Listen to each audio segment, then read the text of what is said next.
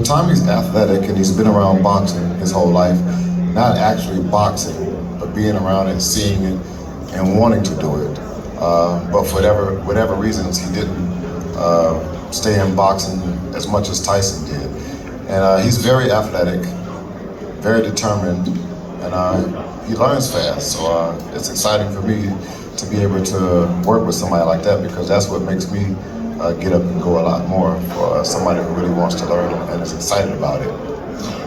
We all know that Tommy has, like you said, a great background in sports, very athletic, but he's now an influencer. He's a star, very famous. He's actually a star in the UK in one of those reality shows. So, you know, at 22, life could take a completely different direction. How serious is he about the sport? I believe Tommy's very serious about the sport. You know, we joke around a little bit, but he always gets a little bit upset when we talk about it, about him, his other career moves that he's involved in, and he does really want to box. I mean, he's you know, taking this fight here, and he's taking it very seriously, and yeah, I mean, it's in his blood. It's boxing. It's also in his culture too. So the whole family boxes. When he's spending time over in England with Tyson and his family, the first thing they do with the kids is they want to say, "Can he fight?" That's the first thing they want to know. So that's just a part of their culture, and it's in his blood as well.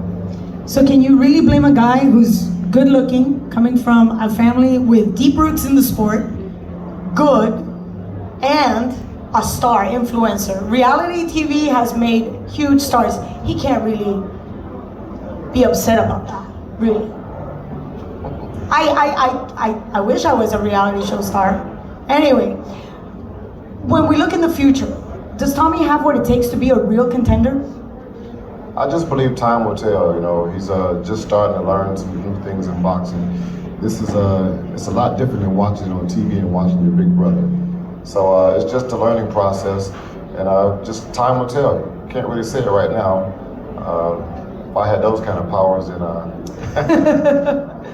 Well, you know what they say, if my aunt had wheels, she'd be a bicycle. That's not happening either.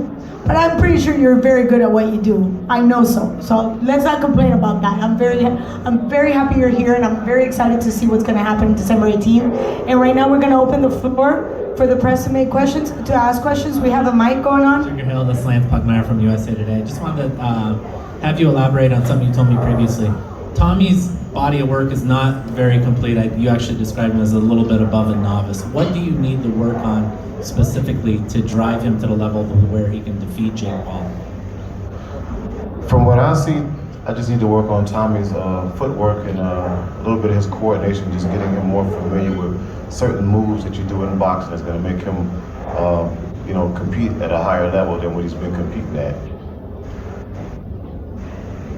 I didn't tell much, did I? Come on, Sugar. Sugar Hill, Keith Eidig from BoxingScene.com.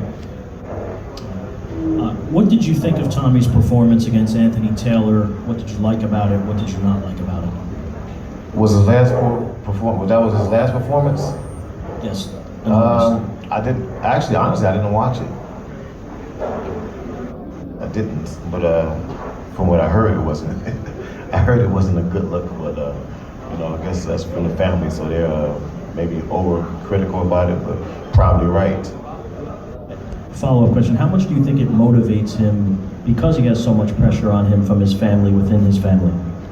I think it is a certain amount of pressure, and that's just something that comes with it. You know, being the younger brother of the heavyweight champion of the world, and always looking up to Tyson and wanting to be like him and do the things that he's done. It's always just been a pressure period, but now I know it's a bit more because this is a big stage now. This is not just in the gym sparring somebody, being an amateur, having fights, and even turning pro. Each time, as long as he's in boxing, each step is just going to have more and more. You know, it's more of a challenge for him. So that's what anybody sort of say. And look, I mean, Tommy went and got Sugar Hill.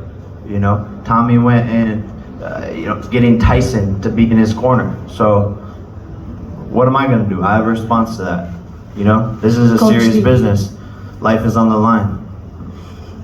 Okay, so now I'm going to change gears now that you said life is on the line. Many times you've said boxing saved your life. How did the sport save your life? Man, I was a young kid in Los Angeles, just getting caught up in the wrong things, surrounded by the wrong group of people, and boxing gave me the chance to take my life back and to follow a routine and to work on something and to have a purpose, and it gave me something to fight for. I wasn't meant for LA, although I thought I was. Boxing is my true home, and it took me until I was 21 years old to find that. You know, but some of the greatest fighters don't find out they're fighters until they're a little bit older. Deontay Wilder, the list goes on. Before we go any further, I need to just acknowledge the presence of Problem Bot right there. Thank you, Problem Bot. Yeah. Is that your security? Yeah, he's got an RPG. You know, a lot of people talk about what you do outside the ring. Obviously, you've been an influencer all your life, even before influencers were, you know, famous and the thing to do and trending. But there's a lot more to you. I just gave a little bit of snippets of what you do for the community. First of all, talk to us about that commitment against bullying and children, just in general. Yeah, look, I want to use my platform for good. Ever since I was young, you know, my dad, who's here today, shout out Greg Paul, we would always go and give back, volunteering, handing out food on Thanksgiving, whatever it was, we always wanted to get involved in the community. And I had a dream as a kid to have a foundation, have a charity, and now I'm, you know, finally at a place where I felt like I was able to give back and to use my platform to give back. And that's why I'm passionate about Boxing Bullies, my foundation, and fighting back against bullying, because I once was a bully and I realized it wasn't cool. And then I got cyberbullied by my peers and friends when I started to post videos online. And I was like, wow, these comments hurt. And I realized this is a big problem in our generation, and cyberbullying affects so many people. And I think boxing gives people confidence, you know, to not have to feel like they need to pull other people down or to just be themselves. And that's what it did for me. And so I want to be able to share boxing and this message just with the whole entire world. And I think everyone should take up the sport, even just for fitness, confidence, and being able to protect yourself. Mental health, key. Thank you for that. But talking about the sport itself, I get a chance to speak to fighters all the time, and the one thing they always say is boxing is a very jealous wife. It doesn't like to share their talent. It doesn't like to share their men. You spread yourself out so thin that I wonder, how deep is your commitment to the sport itself? I'll take this one. Thank you, Coach. I'll probably say, you know, this kid right here, we've been coaching him. He been a smart kid. He a good boy. Like I said, he can fight. At the end of the day, if it ain't about fighting, it ain't about a motherfucking thing. You know what I'm saying? So, you know, I brought him in. He gonna fight. Well, we tried to get your brother, didn't we? Yep. We tried to get his brother. Yep. His brother was running. Yep. I talked to Tyson. Tyson was running. I talked to Sugar Ray Leonard. He was running. So now, you know, we trying to find people where we can fight and have a good, decent fight where we got in front of us. You know what I'm saying? So It's a lot of work, though. It's a lot of work. It's a lot of work, The but that's why I YouTube have the channel? best team. That's why I have the best team, you know? I'm surrounded, it's not just me. Jake Paul is not a one-man operation. I brought in the best. I have the best filmers, the best security, the best managers, advisors, business partners, investors, editors, you name it, mascots. So it's not just me, and we can get the job done. Clearly, the formula is working, so Yes, that's why we're here. Yes, we'll it run is. y'all through a drill as well. Whenever if we could do it down, that'd be fine. We can run through the drill that we do. You're gonna run through the drill right now? Go ahead. Cameras on, please. Oh, this is gonna be interesting.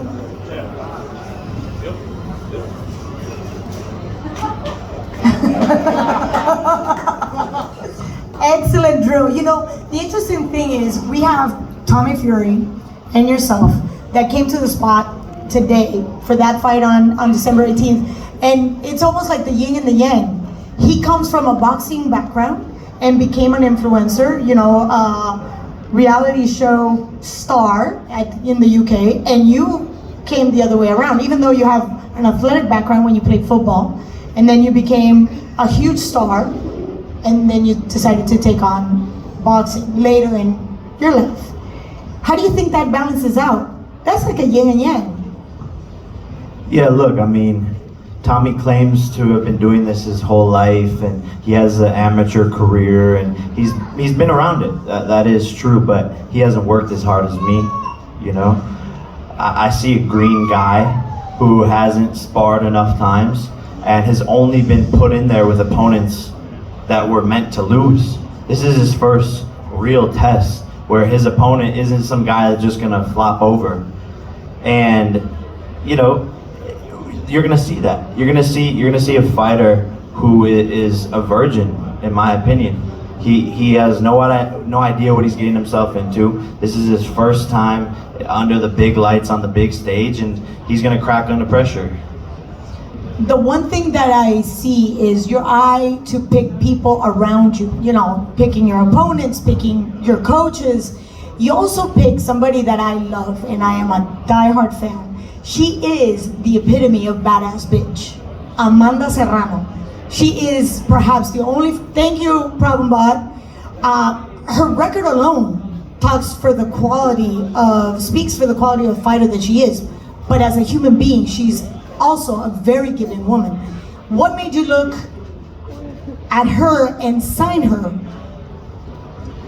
Look, I mean, just the simple fact that she's the GOAT, greatest woman of all time. There's no debating that, you know, and I like to work with people that are cool, and Amanda and I, you know, clicked from day one, and she, you know, needs to be put onto a bigger platform, and that's where Most Valuable Promotions, Nikisa and myself come in, because she's a star, like you said. She's got the record, she's got all the accolades, but it's the constant. You hear the boxing story all the time about the best fighter in the world who is underpaid or isn't as big of a star as they should be, and so that's what I've figured out. That's the formula that I've developed, is the marketing, the content, the branding, the entertainment side, and that's what we hope to be able to give to Amanda Serrano and other boxers alike.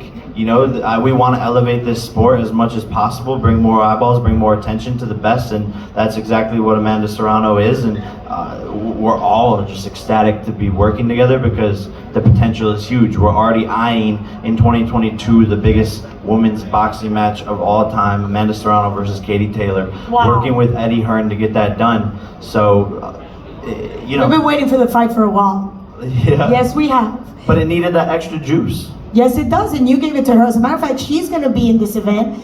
An opponent to be determined. We're going to be announcing that very soon. But I'm very happy that she's getting the recognition that she deserves. She's amazing, and I just, you know, there's this very short sentence that I use. She's a bitch, she's a boss, and she shines like gloss. I love it. I love it.